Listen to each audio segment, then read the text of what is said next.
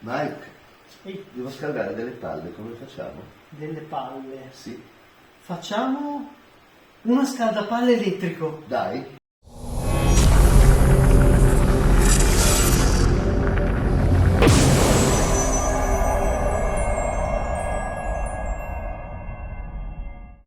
Bella ragazzi, Bella ragazzi, Bella ragazzi. avevamo la necessità di scaldare questi. Ne do uno da aprire a te e uno lo apro io. Abbiamo preso su Amazon questi palloni o matracci che si voglia in vetro e ci serviranno per dei futuri video molto interessanti. Li useremo più volte e vi faremo vedere in questo video come partire da un oggetto relativamente economico, abbiamo comprato anche quello, e lo trasformeremo in un oggetto da laboratorio molto costoso e vi lasceremo poi anche tutto quanto, i file, gli schemi e tutto, per poterlo fare voi stessi a casa. L'idea che ho avuto inizialmente è stata questa, di tagliare praticamente queste tavole di legno con la fresa, con una certa precisione. Alla faccia della televisione con la fresa. Del centesimo di millimetro. Poi praticamente abbiamo fissato questo matraccio qui su una tavola di cartone con questo ovetto Kinder che abbiamo trovato di fortuna, che ha esattamente la stessa misura, ci dà di qualche millimetro, e a questo punto poi l'abbiamo ricoperto di gesso colorato con questo colorante che è il blu di Prussia. Perché l'hai colorato blu di Prussia? È perché mi piaceva blu. Il gesso blu. Il gesso blu, sì. E poi qui vedete abbiamo applicato questa resistenza di inox. Ottimo, perché quanti gradi deve raggiungere? Volevo raggiungere al massimo 400 gradi. Quindi va benissimo. Quindi sì, Per temperature alte che... è meglio il nickel cromo, altri Sì. 400 gradi, perfetto. Basso costo, facile reperibilità. Esatto. La vedi Un euro di dura inox sera, ti sì. fai la resistenza. E poi ho portato questi due fili fuori con questi elettrodi fatti con delle barre filettate, e qui c'è anche la sonda di temperatura. A questo punto sembrerebbe tutto molto bello, ma Lo so. purtroppo è successo questo: mentre mettevo le ultime due viti mi è volato per terra e si è disintegrato completamente. Peccato veramente. Eh sì, peccato, anche perché mi sono giocato il paradiso con questo. A questo punto completamente demoralizzati, perché comunque sono cose che a noi youtuber capitano spesso, questi insuccessi. Voi vedete sempre le cose funzionanti, ma dietro ci sono anche molti insuccessi. Abbiamo deciso di mettere mano alle vostre donazioni, per le quali vi ringraziamo sempre. Grazie. E anzi, potrete trovare qui sopra il pulsante dove cliccare per fare una donazione su Ko-fi e offrirci un caffè. E abbiamo deciso di comprare questo riscaldatore Vevor, l'abbiamo preso su Amazon anche questo, e niente, come potete vedere è un riscaldatore da 500 ml che ha questi due potenziometri. Sono due potenziometri, uno per regolare la temperatura, non c'è un termostato, praticamente si regola la potenza che si dà, è un dimmer praticamente tipo varialuci. L'altro regola la velocità del motorino che fa girare l'agitatore magnetico, l'ancoretta dentro al pallone, e niente, è molto semplice. Adesso apriamo il fondo e vediamo un attimino che cosa c'è. E qui vedete c'è il trasformatore che alimenta tutto il circuito, e qui vediamo la scheda elettronica appunto col dimmer regolatore, e qui in questo angolo ci sono i due LED che abbiamo scoperto che vengono via tirandoli semplicemente con le mani. Adesso abbiamo aperto la parte sopra, come vedete c'è tutto un isolamento termico, diciamo strutturalmente ben fatto, a parte la semplicità e la mancanza di un vero e proprio termostato. Questa lana di vetro maledetta che mi ha fatto prudere tutte le mani. Adesso niente, faremo un foro per la sonda di temperatura qui, in modo da poter misurare la temperatura puntuale sulla resistenza, e passeremo questa sonda nella parte sotto dove c'è l'elettronica. Qui invece smontiamo i due potenziometri per avere completamente accesso al case, prendere un po' di misure e andare avanti con la nostra modifica. A questo punto avevamo bisogno del supporto di una stampante 3D per costruire tutti i vari pezzi, il pannellino, i supporti interni delle schede, eccetera, eccetera.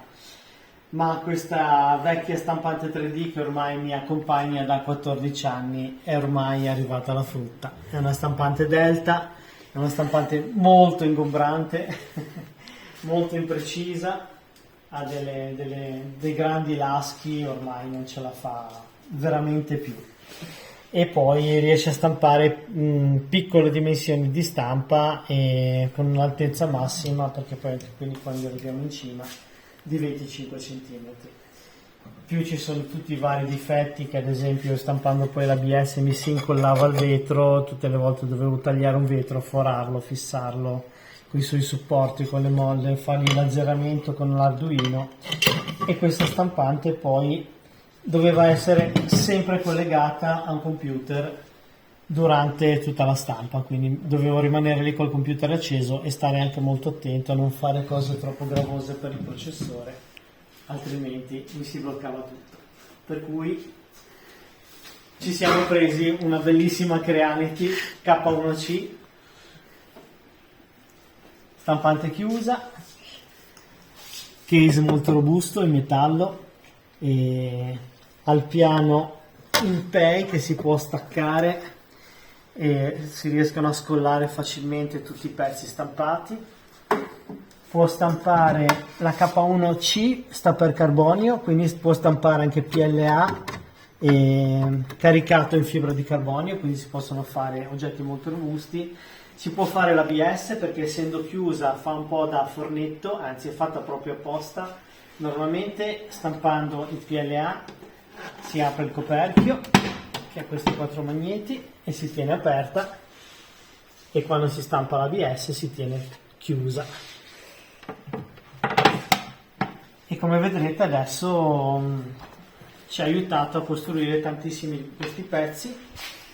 Abbiamo utilizzato un filamento della serie Hyper della Creality, è un PLA+, che permette di lavorare fino a 600 mm al secondo.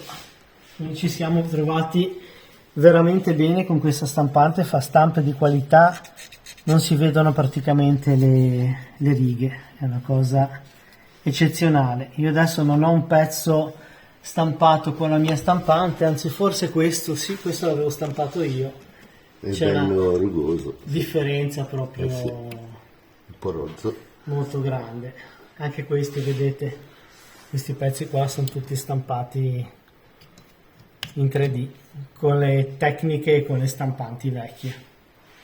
Questo è il brutto prototipo del circuito.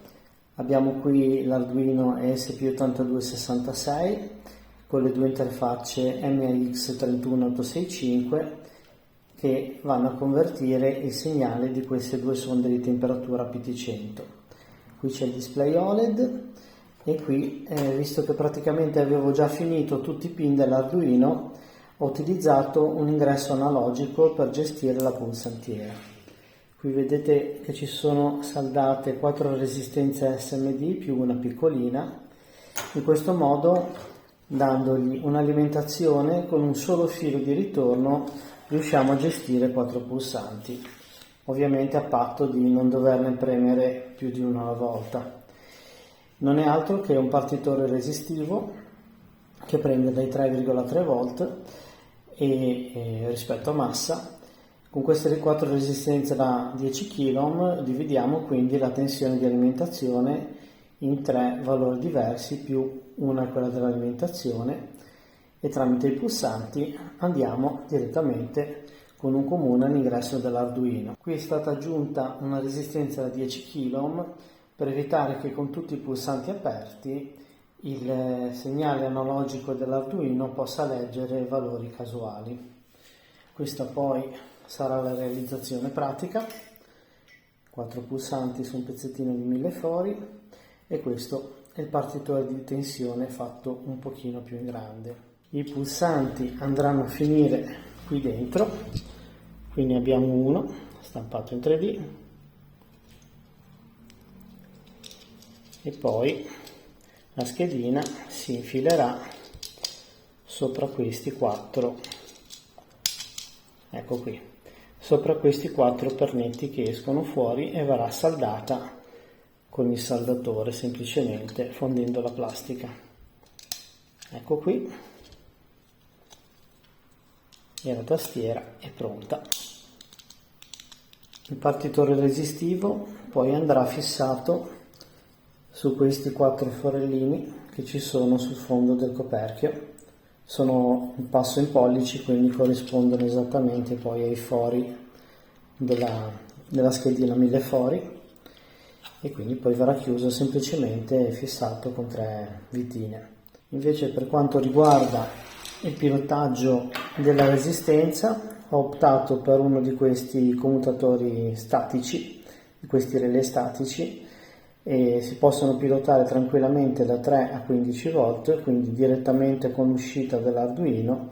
Sono isolati, mi sembra, fino a 2 kV e da qui si può alimentare direttamente un carico a 230 volt. Anche il display ha lo stesso tipo di montaggio della tastiera, quindi basterà introdurlo.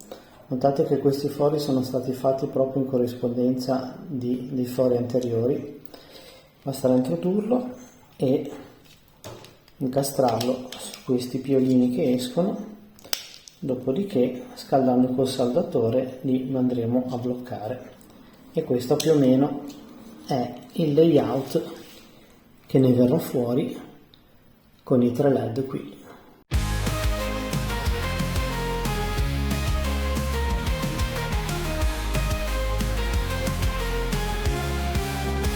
Siamo i maestri di ogni avventura, modifichiamo il mondo con la nostra bravura.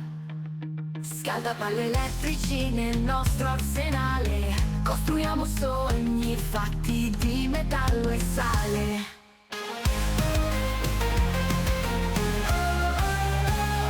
Ogni giorno una nuova sfida da affrontare, saltare pezzi idee per far brillare. Stampiamo in 3D le visioni più folli, progettiamo il futuro tra elettronica e rulli. Ogni giorno una nuova sfida da affrontare, saltare pezzi e idee per far brillare. Stampiamo in 3D le visioni più folli, progettiamo il futuro tra elettronica e rulli. Siamo il caos, la leggenda, sentilo batte forte, elettroni e ingranaggi, noi siamo la sorte. Precisione distintiva, alimentiamo la fiamma, con meccanica e fisica la nostra reazione infiamma. Con le mani sporche, ma i cuori puliti, creiamo l'innovazione con spiriti uniti. Uniti, ogni circuito un battito di vita, nostro il mondo con una sola scintilla. Nelle onde dell'elettricità troviamo una nuova realtà, unisci la forza della mente, caos la leggenda per sempre. Siamo caos la leggenda, sentilo battere forte, elettroni e ingranaggi, noi siamo la sorte. Precisione distintiva, alimentiamo la fiamma, con meccanica e fisica la nostra reazione infiamma.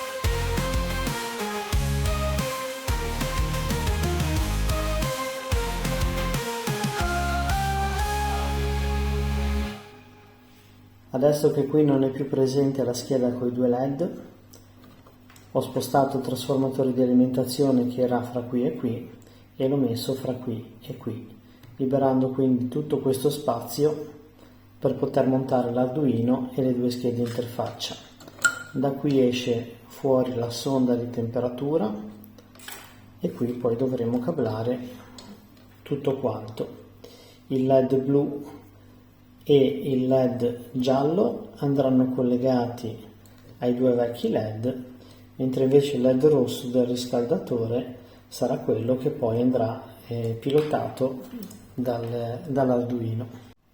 Nel frattempo sono state fatte altre modifiche, ho aggiunto le 2 boccole per la sonda di temperatura esterna Poi ho scoperto che l'alimentazione era collegata direttamente al trasformatore di alimentazione, quindi anche tenendo i due potenziometri a zero che hanno l'interruttore, comunque il trasformatore rimaneva sempre alimentato 24 ore su 24, per cui ho preso uno di questi vecchi interruttori della Mivar, che ne ho parecchi, gli ho stampato un adattatore per fissarlo con la giusta convessità e quindi adesso ho stampato anche il pulsante, abbiamo la possibilità di accendere e spegnere. Cosa comica, avevano messo l'adesivo sopra questi due fori di ventilazione che erano già esistenti come dall'altro lato, per cui ho provveduto a liberarne uno e l'altro l'ho utilizzato per l'interruttore. La stampa 3D è veramente molto comoda per tutto. Adesso ho stampato anche questa schedina qua isolante, questa piastrina isolante, che andrà messa qui sopra e fissata poi da sotto con due viti per evitare che poi vada a toccare sul coperchio con le parti in tensione. E ho stampato anche questa piccola sesta che è servita poi per fare i due fori dentro dell'interruttore. In pratica con questo pezzo che esce l'ho infilata dentro il foro e ho avuto la possibilità di forare direttamente alla distanza corretta.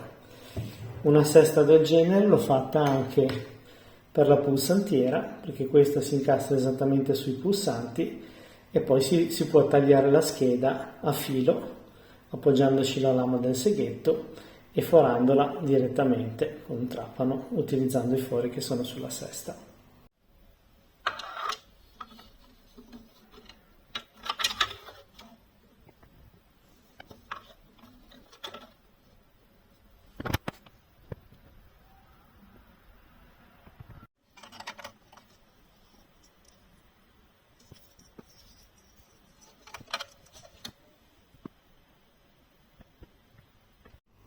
Ho scoperto che il convertitore DC-DC che avevo in laboratorio non funziona, per cui via, ed è stato sostituito con una porta USB e quest'altro DC-DC converter un po' più importante che andrà fissato qua dietro con questa vite qui. Ecco qui tutto montato e assemblato al millimetro. Abbiamo l'Arduino, il contatto per la resistenza e questa porta USB che prende da quell'alimentatore che abbiamo visto prima, le due schedine MAX31865 che vanno a leggere le due sonde di temperatura, la scheda LED è stata mantenuta per alimentare i due LED esterni del pannellino e l'interruttore che abbiamo montato. Manca una sola cosa che ho acquistato adesso e che la montiamo subito, un cavetto USB-C corto che andremo a montare qui. I cavetti USB entrano sempre al terzo tentativo, come sapete. Qui è stato saldato tutto un po' di corsa e un giorno lo risalderemo meglio, ma non è questo il giorno. Che bella filettatura fine. Eh sì, è un M6 passo fine 05. È valsa la pena. La metà dell'M6, del 6MA. Eh sì. Questo sarebbe l'MB nell'antica dicitura. È vero. Ormai è diventato forse tutto... MC non è MB. Ormai MC. è diventato tutto M. Ok. Questa è la sonda di temperatura PT100 e la colleghiamo a questi due morsetti. Quindi abbiamo una sonda sul riscaldatore e una sonda nel... Esatto. Una è lì. Si vede la testina qui. E l'altra dentro al pallone della sostanza che si può scaldare. Qui abbiamo il display già acceso. Possiamo vedere le due temperature interna e esterna. Ad esempio qui ne tocchiamo una e vediamo qui che sale in tempo reale e questa invece è quella che andrà chiamata interna perché andrà all'interno del liquido. Ed è questa la particolarità di questo scaldapallone, perché a noi servirà una temperatura del liquido molto precisa e non dovremo mai superare più di tanto una certa temperatura. Poi saprete perché nei prossimi video dove lo utilizzeremo. Direi di provarlo mettendo un po' d'acqua Mettiamo un po' d'acqua. e vi Sì. facciamo vedere la specialità di questo oggetto.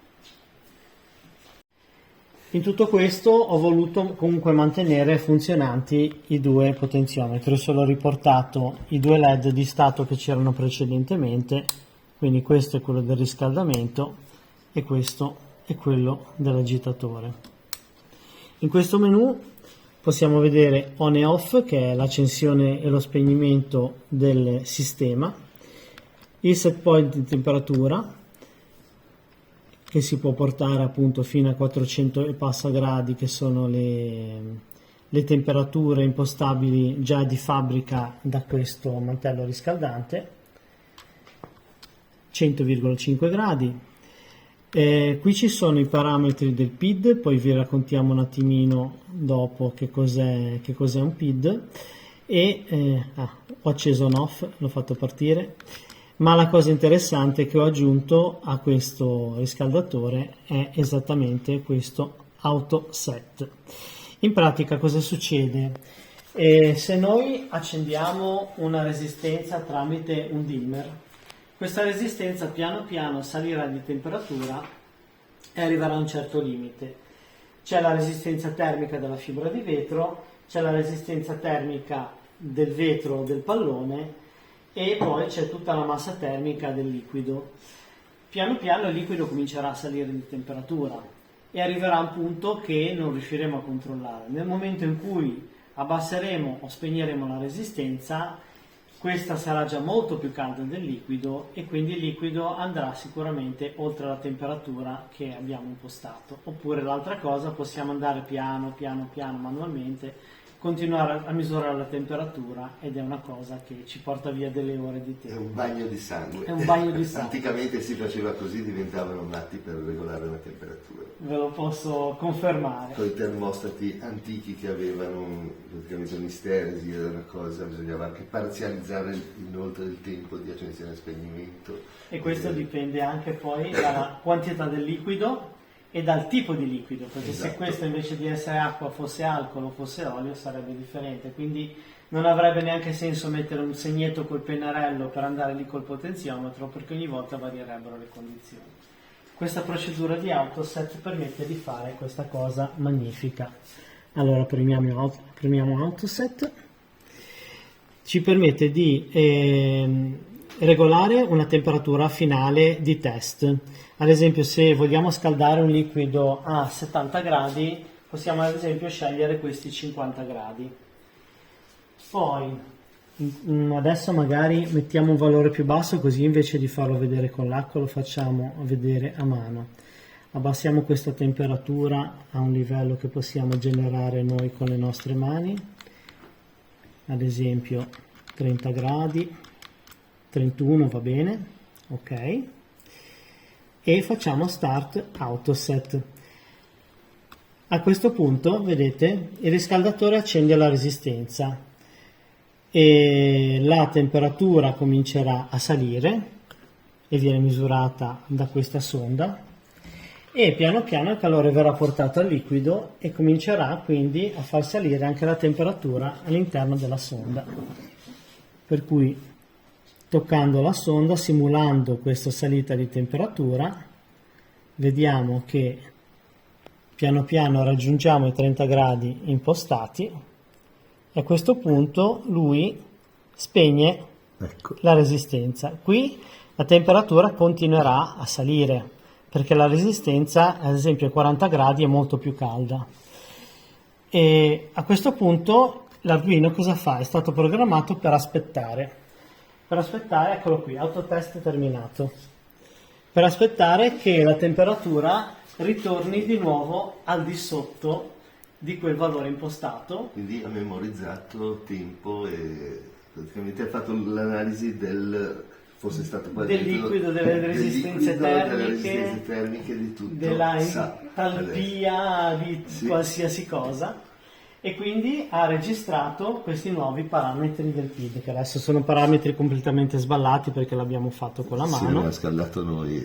e li ha memorizzati. Infatti possiamo poi andare a confermarglieli. Se andiamo a vedere su PID setting, ce li ha salvati all'interno della memoria dell'Arduino, e questi li manterrà anche poi spegnendo e riaccendendo il dispositivo. Che cos'è il PID? Il PID è intanto l'acronimo di 3 parole che sta per proporzionale, integrale e derivativo. È un sistema di controllo di tante cose, ma spesso viene utilizzato per le temperature a livello industriale. E praticamente permette di andare ad aggiustare 3 comportamenti tipici che vanno a influire su questo tipo di regolazioni, in modo da andare praticamente quasi in modo diretto al punto che vogliamo raggiungere. È un po' difficile parlare di questi tre parametri. E col proporzionale praticamente si fa il grosso della cosa. Con l'integrale si evitano le oscillazioni, e col derivativo praticamente può capitare che regolando fino questi 2 parametri iniziali la temperatura sia ad esempio 1 grado costantemente sotto o 1 grado costantemente sopra, e questo gli dà l'ultima affinazione, diciamo l'ultima finezza per andare sulla temperatura sul operativa. target Sì. che ci interessa. C'è, per esempio, ci sono anche dei PID industriali tipo questo, che parte che fanno lo stesso lavoro. Questo qua arriva anche a temperature altissime, può portare tanti tipi di sonda, da termoresistenze a vari tipi di termocopia. Questa è una termocopia K, ad esempio. E questa scatoletta gliel'ho fatta io perché ho aggiunto varie cose per avere in uscita vari comandi e non avere il problema che se si fa qualche pacciugo si rovini il PID vero e proprio, e è tutto interfacciato praticamente. Poi abbiamo l'ingresso per le sonde, termocopia, oppure tutte e 3 per termoresistenza a 3 fili. Facciamo vedere un'altra chicca del nostro riscaldatore. Tenendo premuto questo pulsante per più di 5 secondi, entriamo in una pagina dove è possibile calibrare le 2 sonde di temperatura e attivare l'interfaccia web. In questo caso, attivandola, abbiamo praticamente la possibilità di collegarci con un telefono, con un tablet, su questa rete wifi che viene creata dallo stesso Arduino. Visto che aveva la possibilità di avere una connessione wifi, l'ho sfruttata per questo tipo di utilizzo. Come potete immaginare, questo è un progetto che ci ha portato via parecchi giorni di lavoro, però ci ha dato sicuramente una grande soddisfazione. È un lavoro di meccanica, fisica, chimica, elettronica, progettazione grafica, stampa 3D, c'è dentro veramente di tutto. E normalmente quando impegniamo molto tempo mettiamo le cose a pagamento su Ko-fi. In questo caso abbiamo deciso di lasciare poi il codice sorgente di questo Arduino e lasciarlo open source, in modo che possiate scaricarlo, fare prove anche voi se vi volete divertire a replicare il nostro progetto, o a utilizzarlo semplicemente come controllore PID per qualcos'altro, Sì, per regolare la temperatura in eccetera, qualcos'altro. eccetera. Se volete eventualmente lavorarci e mandarci le vostre modifiche, saremo anche contenti di provarle. E niente, per chi fosse interessato ad altri progetti del genere, fatecelo sapere qui nei commenti. Troverete eventualmente tutti i link per acquistare questi prodotti, anche la nostra stampante 3D, con cui ci siamo trovati veramente benissimo, e non è una marchetta, ma ci siamo trovati veramente bene.